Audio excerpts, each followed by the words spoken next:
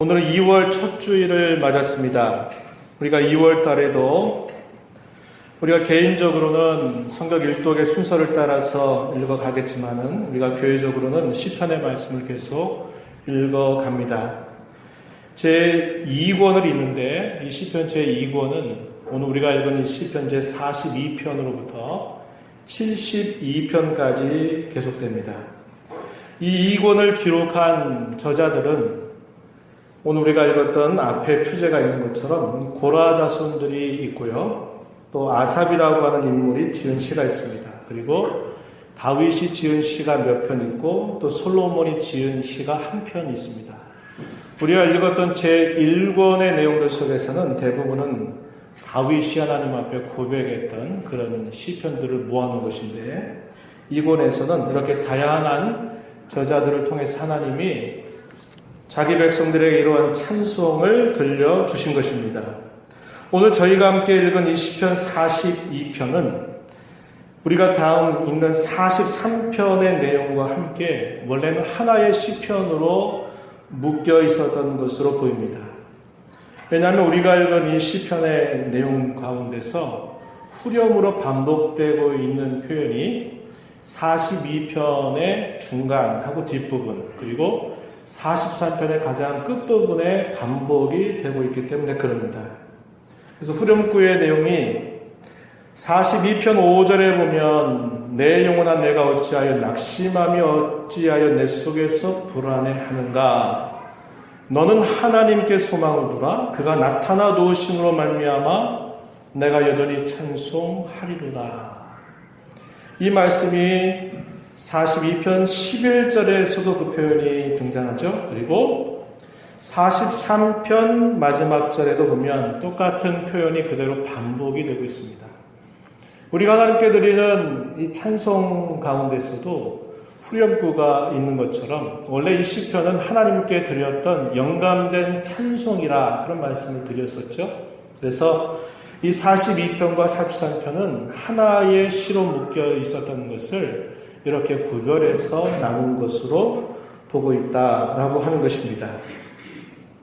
그리고 또 잘 살펴보면은 각 시편의 그 앞부분에 표제라고 하는 게 있습니다. 가로 안에 있어서 누가 기록했고 이것에 대한 간단한 설명과 더불어서 그 시편이 쭉 기록이 되고 있는데 보시는 바와 같이 제 43편의 내용을 보면 표제가 따로 없다는 겁니다. 이 말은 두 개가 결국 하나로 묶여 있었던 것을 이렇게 구별했다는 것을 우리에게 생각하게 해준다고 하는 것입니다. 우리가 이 40편, 43편을 묶어서 탄식시라고 분류하는데 이것은 개인적인 탄식을 표현한 것이다. 그래서 이걸 개인적인 탄식시라 이렇게 말하고 44편의 내용도 탄식시인데 이 내용을 살펴보면 이게 한 개인의 이야기가 아니라 대단히 집단적인 그런 성격을 가지고 있다. 그래서 집단적인 탄식시라고 이렇게 분류를 하고 있습니다. 이런 탄식시의 특징은 자신이 처해져 있는 여러 상황들 속에서 하나님의 도우심을 간절하게 바라는 간구를 올리게 되고 그런 간구와 함께 그의 마음이 불안과 낙심과 염려로부터 그가 확신 가운데서 하나님을 찬양하는 것으로 역전되는 그런 내용들을 보편적으로 전달해 줍니다. 그것은 우리가 신앙생활하면서 늘 경험하는 신앙의 체험이기도 한 것이죠.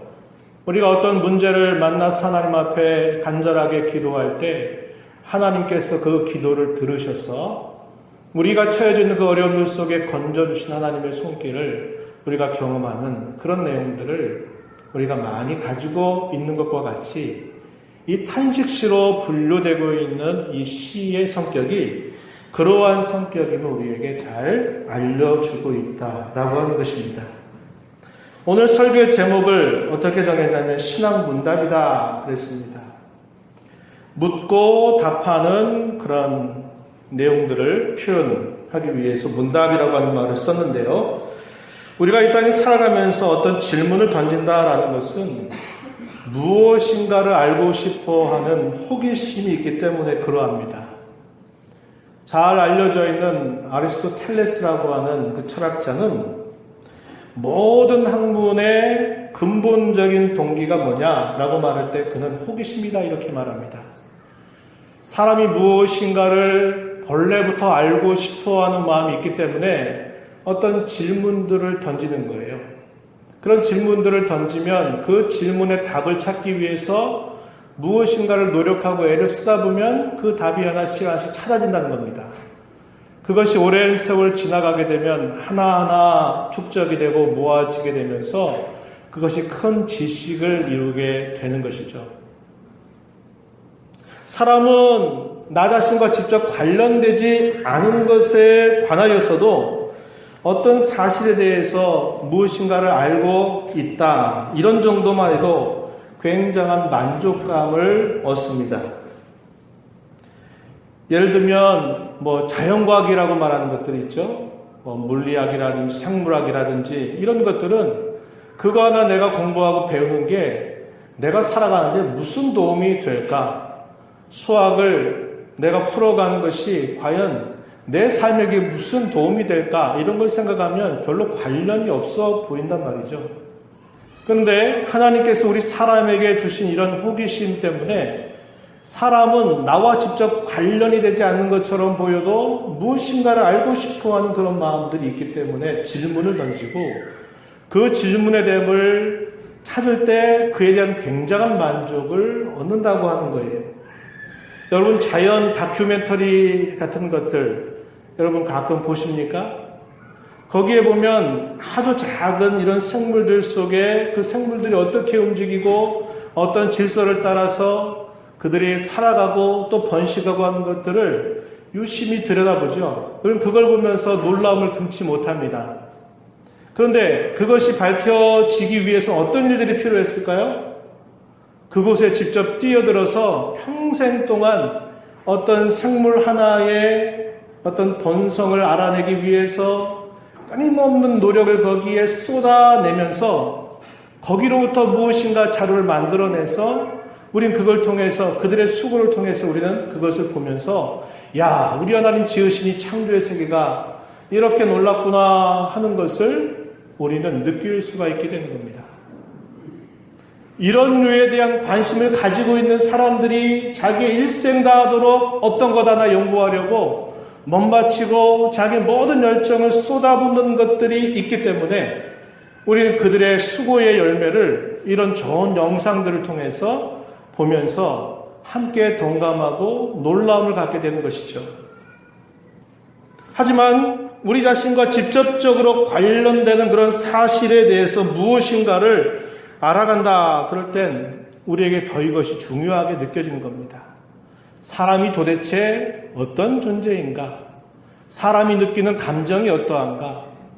이런 모든 것들에 대해서 무엇인가를 내가 알아가는 것은 내가 매일매일 살아가면서 늘 부딪힐 수 있는 그런 여러 일들과 관계되기 때문에 굉장히 중요하게 우리가 생각한다고 하는 것입니다.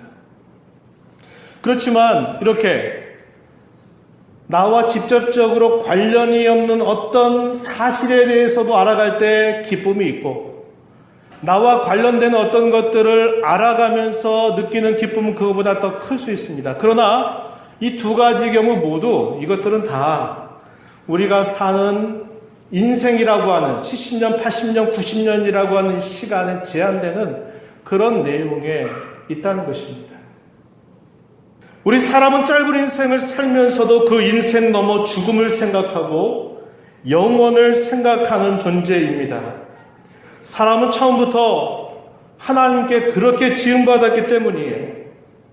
솔로몬은 이렇게 이야기했습니다. 전도서 3장 11절 말씀에 보면 하나님이 모든 것을 지으시되 때를 따라 아름답게 하셨고 또 사람에게는 영원을 사모하는 마음을 주셨느니라.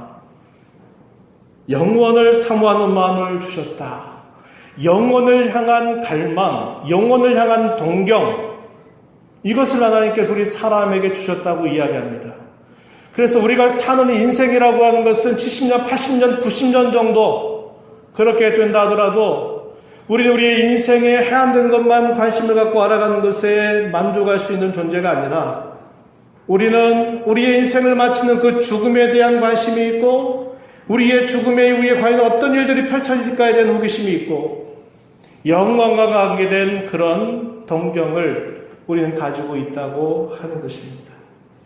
제가 왜 이렇게 거치장스럽게 이렇게 말씀을 할까요? 우리가 이 땅에서 하나님을 섬긴다고 하는 것은 우리의 일생에 제한되는 게 아니라 우리의 죽음을 넘어서 영원한 세계까지 이르는 것이기 때문에 우리가 하나님을 섬기는 데 있어서 우리가 하나님을 향해서 무엇인가를 질문을 던지고 무엇인가를 묻고 그 답을 찾아간다고 하는 것은 우리가 한평생 살면서 얻는 유익 정도가 아니라 금생뿐만 아니라 내세에 이르도록 우리에게 유익을 주기 때문에 우리가 하나님 앞에 섬겨 신앙생활하면서 끊임없이 무엇인가를 묻고 질문하고 그 답을 찾는 것은 대단히 중요하다. 이 사실을 제가 여러분에게 말씀드리기 위해서 이렇게 이야기를 드린 겁니다. 오늘 우리가 읽은 이 시편의 내용들을 보면 이 시를 기록하고 있는 시인은 그가 하나님을 섬겨가면서 많은 질문들을 하나님 앞에 쏟아냅니다. 다양한 질문들을 던지고 있어요. 왜 질문합니까? 알고 싶어서요. 하나님, 이런 일들이 제게 지금 일어나고 있는데 이게 도대체 어떻게 된 일인가요? 저는 어떻게 해야 되는가요? 이 사실에 대해서 저는 어떻게 생각을 해야 되는가요? 라고 질문을 던지는 것입니다. 오늘 우리가 읽은 이 시편 42편과 또 함께 연결되어 있다고 말했던 43편의 내용을 보면 이 시인은 자신이 하나님을 섬기면서 많은 질문들을 쏟아내고 있어요. 그 질문의 내용은 때때로 자신을 향해서 질문을 하기도 합니다. 그러나 많은 경우 그 질문은 하나님을 향하고 있습니다. 하나님, 이게 어떻게 된 일입니까? 하나님 언제입니까? 하나님 왜 그렇습니까? 한 이런 질문들을 던지고 있는 것입니다. 하나님께서는 때때로 우리에게 의도적으로 어떤 일과 어떤 사건, 어떤 상황들 속에서 의도적으로 우리를 그렇게 질문하도록 이끌어 가시기도 하신다는 겁니다. 왜요? 질문하지 않으면 답을 찾으려고 하질 않아요. 어떻게 해야 될지를 애쓰지 않는다는 거예요. 그래서 하나님은 우리로 그저 아무 생각 없이 무사안일하게 살아가는 삶이 아니라 우리의 삶을 뒤흔들어서 우리로 하여금 하나님 향해 질문하게 만드시는 겁니다. 자신에 대해서 질문을 하게 만들기도 하시는 거예요. 그래서 우리의 신앙이 어디를 향해야 될지를 끊임없이 점검하게 하시는 일들을 행하신다고 하는 사실입니다. 오늘 우리가 읽은 시편 42편 2절 말씀에 이렇게 표현했습니다. 내가 어느 때에 나아가서 하나님의 얼굴을 배울까? 이렇게 질문을 던집니다. 어느 때에, 언제 내가 하나님 앞에 나아가서 그분의 얼굴을 배울 수 있을까? 이런 질문을 던졌어요. 이것은 무슨 탁상에서 앉아서 아까 제가 초두 이야기했듯이 아리스텔로스가 말한 것처럼 뭔가를 알고 싶어서 호기심 때문에 던지는 질문이 아니라 그가 살아가는 삶의 척박한 환경 속에서 하나님을 향하여 던지는 간절한 질문인 거예요. 하나님 어느 때에 제가 하나님 앞에 나아가서 하나님의 얼굴을 배울 수 있을까요? 이렇게 질문을 던지는 것이죠. 대적자들 또한 그 질문을 던져서 그로 하여금 더 낙담하게 만들고 더 낙심하게 만드는 일을 주저하지 않습니다. 42편 3절 말씀에 사람들이 종일 내게 하는 말이 내 하나님이 어디 있느냐 하오니 내 눈물이 주야로 내 음식이 되었도다. 사람들이 이 시인에게 찾아와서 물은 거예요. 야, 너 그런 상황 속에 있는데 야, 네가 섬기는 하나님 도대체 어디 있어? 어디 있어? 그렇지 않아도 그의 마음이 힘겹고 그의 마음이 고통스러운데 그 고통을 더 크게 만드는 것입니다. 야, 네가 그렇게 섬긴다고 말한 하나님이 계시다면 너한테 좀 찾아와서 너 이런 상황 좀 건져줘야 되지 않겠어? 네가 섬긴 하나님은 도대체 어디 있단 말이야? 이런 질문을 던지는 것입니다. 10절 말씀에서도 또 이렇게 말합니다. 내 뼈를 찌르는 칼같이 내 대적이 나를 비방하여 늘 내게 말하기를 네 하나님이 어디 있느냐 하도다, 이렇게 말합니다. 하나님은 도대체 어디 계시냔 말이냐, 이런 질문을 던지게 되는 것입니다. 또한 이런 질문을 던져요. 9절 말씀 가서 보면은 이렇게 또 질문을 던집니다. 내 반석이신 하나님께 말하기를 어찌하여 나를 잊으셨나이까?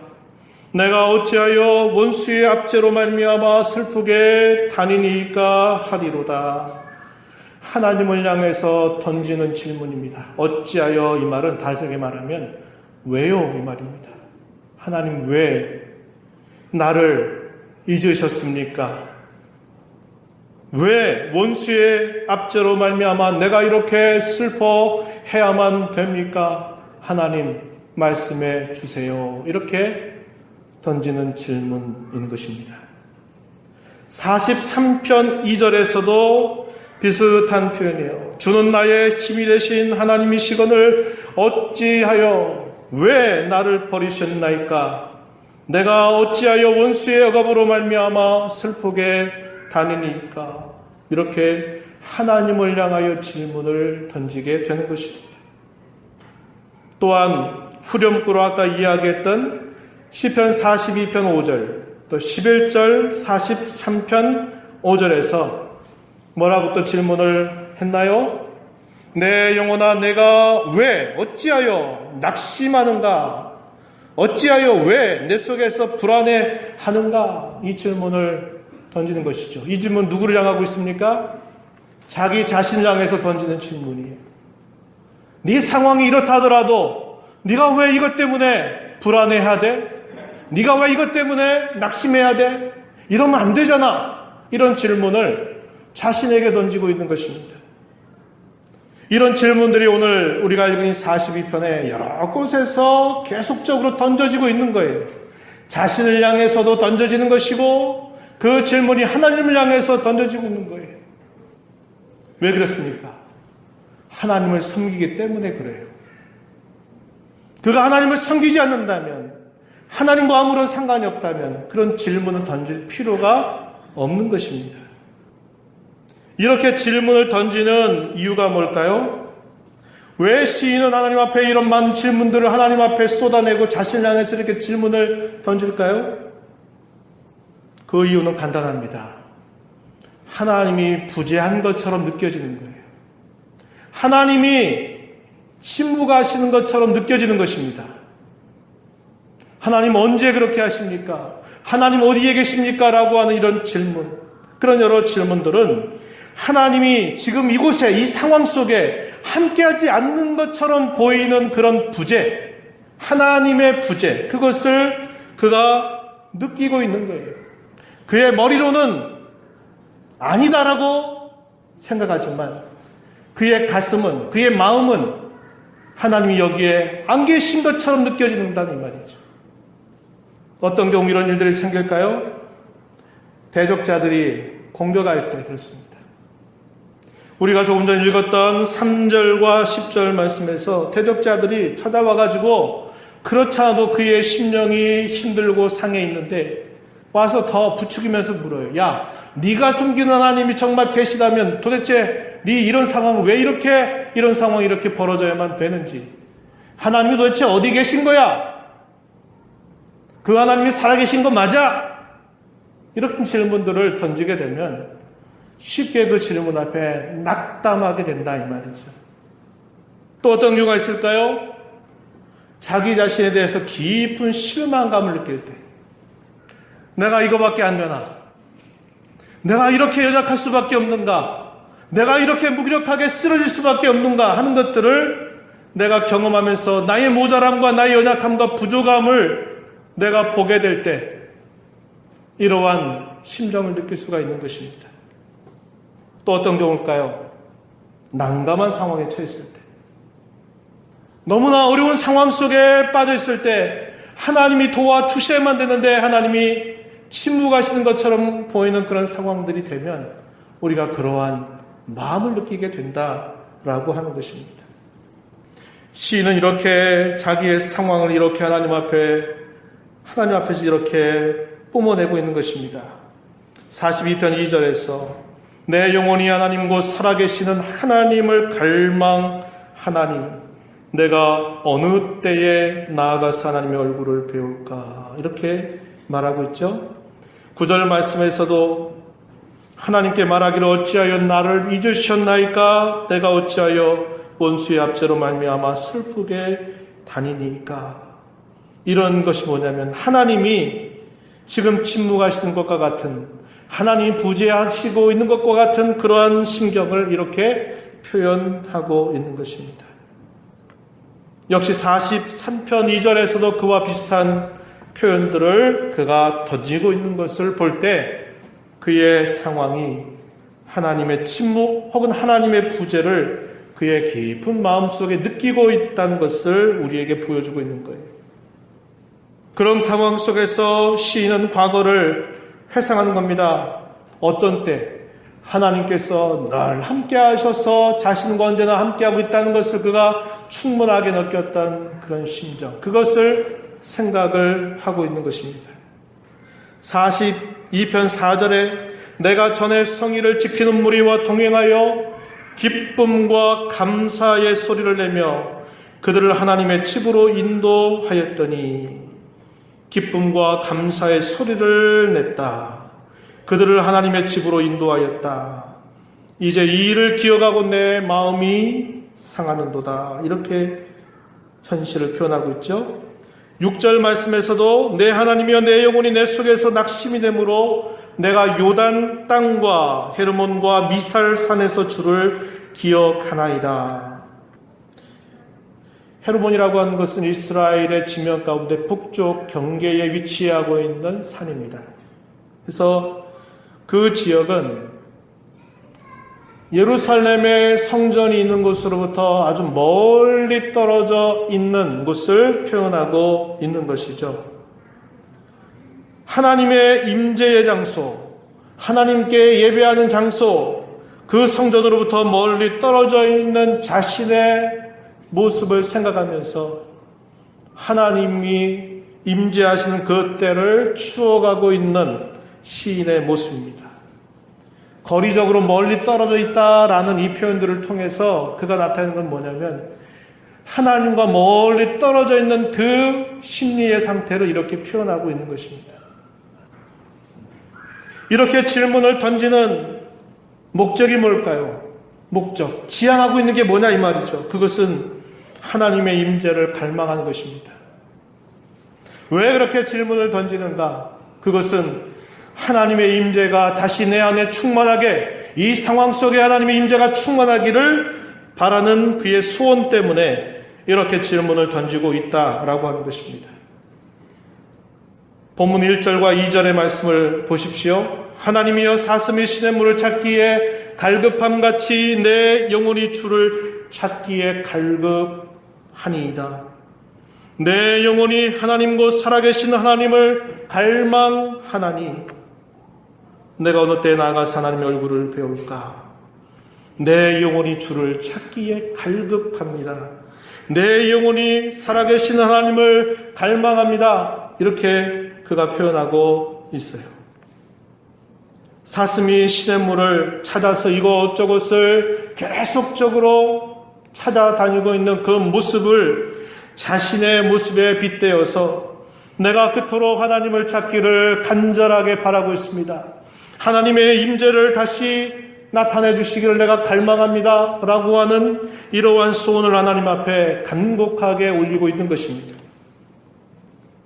43편 2절 3절에서도 이렇게 표현하고 있습니다. 주는 나의 힘이 되신 하나님이시거늘 어찌하여 나를 버리셨나이까? 내가 어찌하여 원수의 갑으로 말미암아 슬프게 다니나이까? 주의 빛과 주의 진리를 보내시어 나를 인도하시고 주의 거룩한 산과 주께서 계시는 곳에 이르게 하소서. 주의 거룩한 산, 예루살렘 성전에 있는 시온산을 말합니다. 주께서 계시는 곳, 성전을 말하는 것입니다. 그곳에 나를 이르게 해달라고 간절하게 하나님 앞에 기도하는 거예요. 그가 하나님 앞에 던지는 그 질문의 목적은 하나님 알게 해주세요.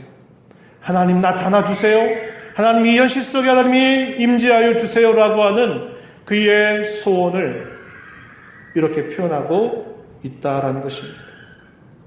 이렇게 그가 이러한 소원을 품고 있는 좀 더 궁극적인 목적은 43편 4절 말씀을 보니까 왜 그가 하나님의 계신 곳에 이르기를 원하는가, 그 하나님을 그토록 갈망하는가, 그 목적에 관해서는 이렇게 말했습니다. 43편 4절에 그런즉 내가 하나님의 제단에 나아가 나의 큰 기쁨에 하나님께 이르리이다.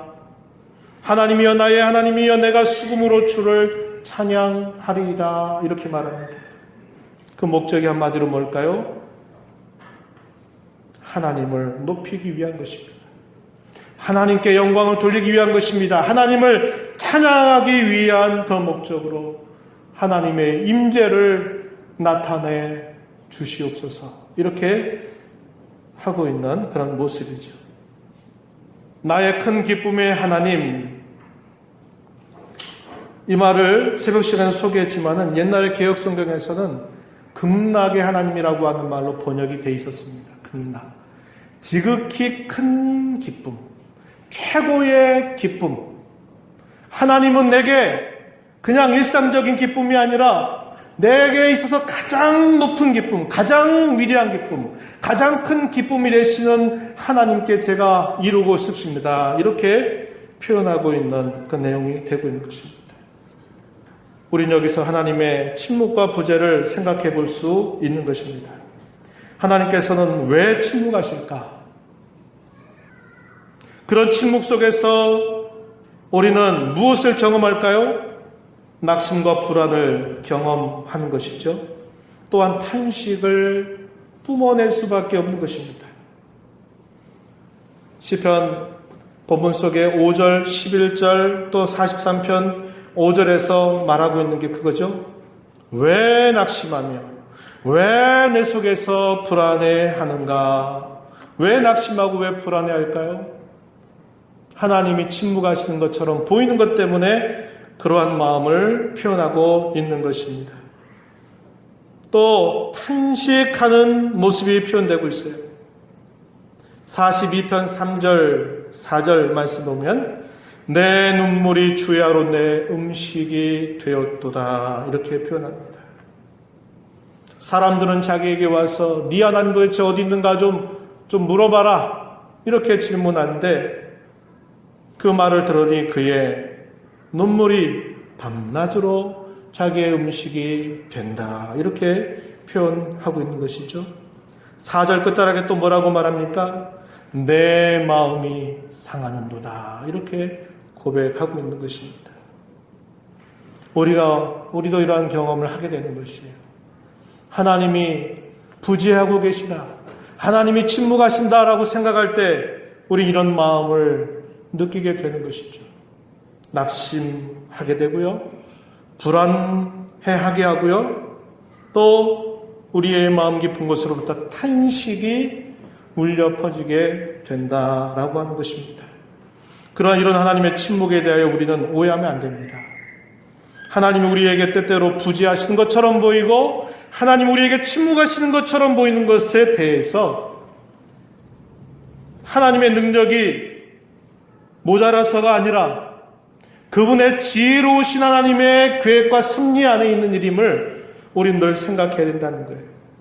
우리 이렇게 하나님이 침묵하시는 것을 보면서 우리는 이렇게 쉽게 생각합니다. 하나님은 나를 돕지 않으시는 분이시다. 하나님은 나를 외면하시는구나. 하나님은 나를 버리셨구나. 내가 기도해도 소용없구나. 내가 이렇게 하나님을 불러도 소용없구나. 우린 그렇게 하나님 앞에 쉽게 우리의 마음을 단정하고 더 깊은 그런 시험 속에 빠져드는 경우들이 많은 것입니다. 하나님의 침묵에 대한 오해입니다. 하나님의 부재라고 생각되는 것에 대한 오해라고 하는 거예요.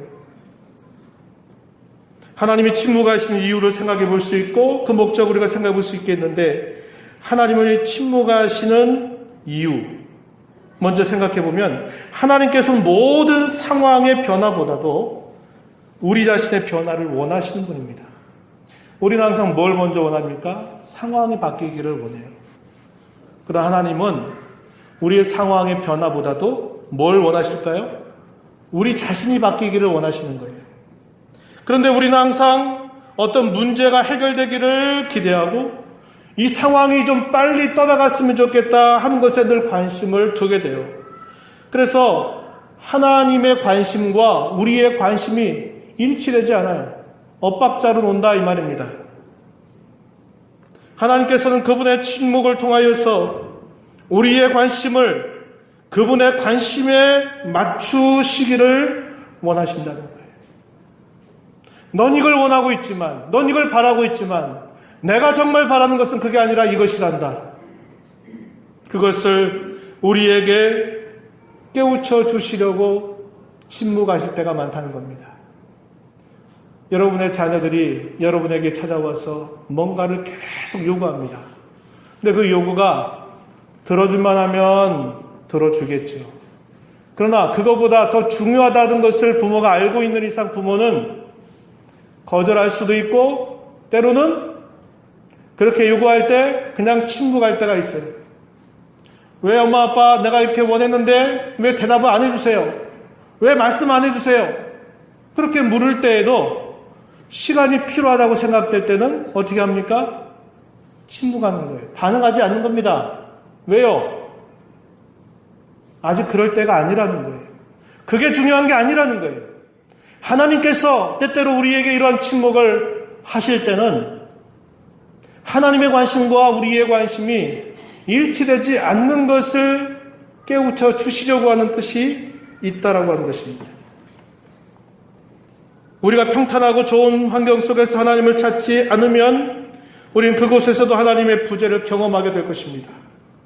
반대로 우리가 역경 가운데 있다 하더라도 우리가 하나님을 진심으로 찾는다면 우리는 하나님의 임재를 경험하게 될 것이에요. 이게 신앙의 놀라운 신비입니다. 하나님 이렇게 침묵하시는 목적은 우리로 하여금 하나님을 간절하게 찾도록 하심으로써 오직 우리는 하나님 안에서만 숨 쉴 수 있고 하나님 안에서만 안식할 수 있고 하나님 안에서만 만족할 수 있다라고 하는 사실을 우리에게 깨우쳐 주시려는 목적이 있는 것이에요.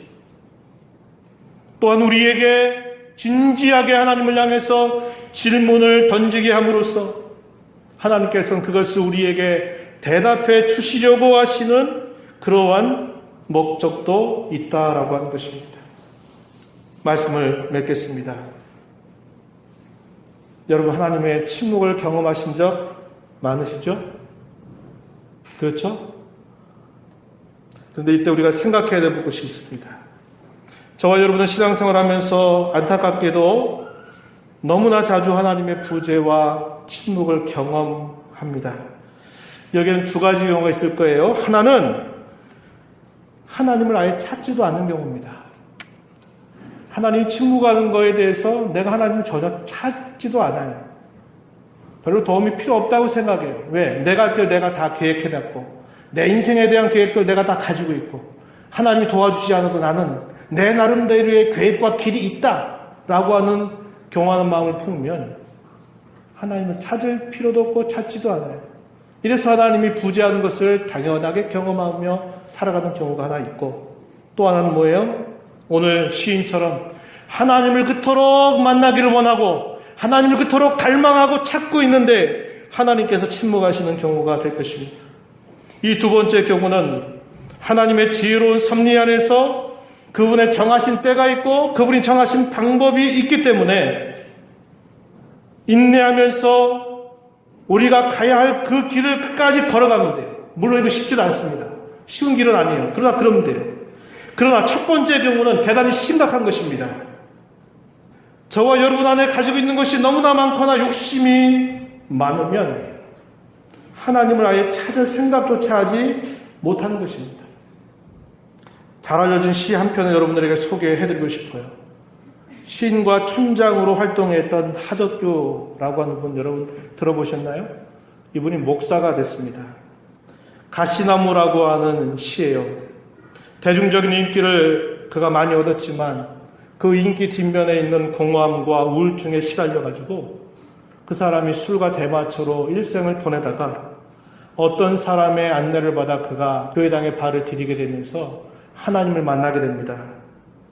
그리고 나서 자기 자신의 모습을 돌아보면서 아주 짧은 시간 동안에 써내려가서 만든 시가 바로 이 가시나무라고 하는 시인데, 여러분 많이 들어보셨을 거예요. 제가 읽어보겠습니다. 내 속엔 내가 너무도 많아 당신의 쉴 곳 없네. 내 속엔 헛된 바람들로 당신의 편할 곳 없네. 내 속엔 내가 어쩔 수 없는 어둠, 당신의 쉴 자리를 뺏고, 내 속엔 내가 이길 수 없는 슬픔, 무성한 가시나무 숲 같네. 바람만 불면 그 메마른 가지 서로 부대끼며 울어대고, 쉴 곳을 찾아 지쳐 날아온 어린 새들도 가시에 찔려 날아가고, 바람만 불면 외롭고 또 외로워 슬픈 노래를 부르던 날이 많았는데, 내 속엔 내가 너무도 많아서 당신의 쉴 곳 없네. 이게 그 시의 내용입니다. 노래로 불러졌던 곡이죠. 가사가 우리를 많은 걸 생각해 해주는 겁니다. 이 사람이 그리스도를 만나고 난 다음에 자기 자신의 모습을 보니까 자기 마음속에 너무 자기가 많다는 거예요. 자기 자아가 너무나 많고 너무나 많은 것 때문에 주께서 그 자리에 계실 수 없는 것을 생각하면서 이렇게 지었던 시의 내용입니다. 우리 마음속에 너무나 가진 것이 많고 너무나 욕심이 많으면 하나님을 찾을 생각조차 하지 않아요. 내 인생에 대한 노후 계획을 내가 다 가지고 있고 그럴 만한 힘도 있고 그럴 만한 물질도 있다면 하나님 만나지 않아도, 그분의 도움 없어도 괜찮아요. 이게 문제라는 것입니다. 요한일서 2장 15절 16절에 이런 말씀을 기억합니다. 이 세상이나 세상에 있는 것들을 사랑하지 말라. 누구든지 세상을 사랑하면 아버지의 사랑이 그 안에 있지 아니하니, 이는 세상에 있는 모든 것이 육신의 정욕과 안목의 정욕과 이생의 자랑이 다 아버지께로부터 온 것이 아니요 세상으로부터 온 것이라. 여러분의 마음속에 무엇이 가득 차 있습니까? 무엇을 여러분의 인생의 보장으로 여기며 살 것입니까? 우리가 이런 질문들을 깊이 던져 보아야 돼요.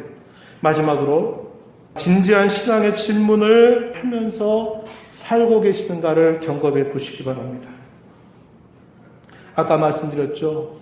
그저 학문적인 호기심, 우리가 먹고 사는데 도움이 되는 그런 질문들도 그것을 알게 되면 만족을 누리는데, 영혼과 관계된 이 중요한 질문, 금생뿐만 아니라 내세에서 이런 중요한 질문들을 하나님을 던지지도 않고 찾지도 않고 그렇게 신앙생활을 한다면 우리의 신앙 걸음은 언제나 제자리 걸음치고 말 것입니다. 하나님께서는 언제나 그 대답을 준비하고 계시고, 우리가 하나님 앞에 묻기만 한다면, 그래, 내가 너한테 알려줄게, 이걸 한다라고 말씀해 주고자 하시는데, 아무 생각 없이 아무 뜻 없이 신앙생활을 한다면 하나님이 아무리 우리에게 대답을 준비하고 계셔도 나와 아무런 상관이 없는 것이 되고 말 것입니다. 물으십시오. 물으십시오. 하나님을 향해 많은 질문을 쏟아내세요. 그러한 신앙이 우리로 하여금 하나님을 더 가까이 하게 하는 귀한 촉매가 될 수 있을 것입니다. 기도하겠습니다. 하나님 아버지, 복된 주일을 맞아 저희들을 주의 면전에 세워주셔서 하나님의 말씀 앞에 저희들을 돌아보게 해주심을 감사합니다. 때때로 저희들의 삶 속에 부재나 침묵 같은 것들을 경험할 때, 그것이 우리의 욕심이 많아서, 우리의 자아가 너무나 커서 하나님이 필요 없다고 생각하는 그러한 것 때문에 하나님의 침묵을 당연한 것으로 여기는 것이 아니라, 모든 상황 속에서 언제나 하나님을 향하여 찾고 갈급해하고 갈망하는 그런 신앙의 걸음을 걸어가도록 저희들을 인도하여 주시옵소서. 귀하신 예수님 이름으로 기도하옵나이다. 아멘.